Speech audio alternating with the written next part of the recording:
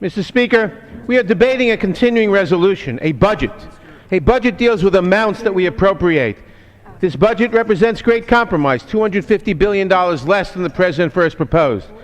But we are told we cannot pass this continuing resolution, we cannot keep the government open, unless we repeal or delay the Affordable Care Act, an act which was fought over in the last presidential election, which was passed by both houses of Congress, signed by the President. The President campaigned for re-election, saying he would implement it. The Republicans said don't. The President and the Democratic Senate were re-elected.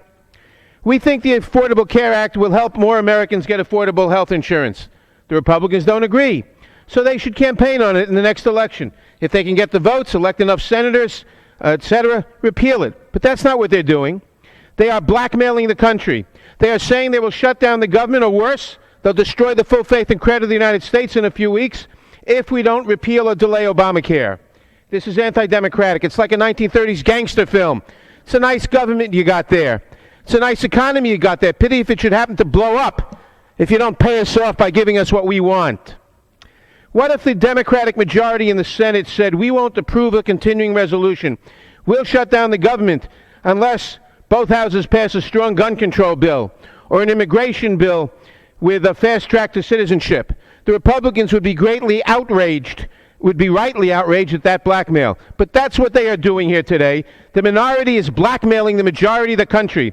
This is subversive to democratic government. Government by blackmail cannot be allowed to destroy the American form of government, which is what this attempt represents. If we give in to this, then the minority can rule against the majority. If you want to repeal the Affordable Care Act, elect the President, elect the majority in both houses, and go do it. But we must not give in to this threat to democratic government and transform it into a different type of government. That's why we must pass the continuing resolution without these subversive amendments. I yield back.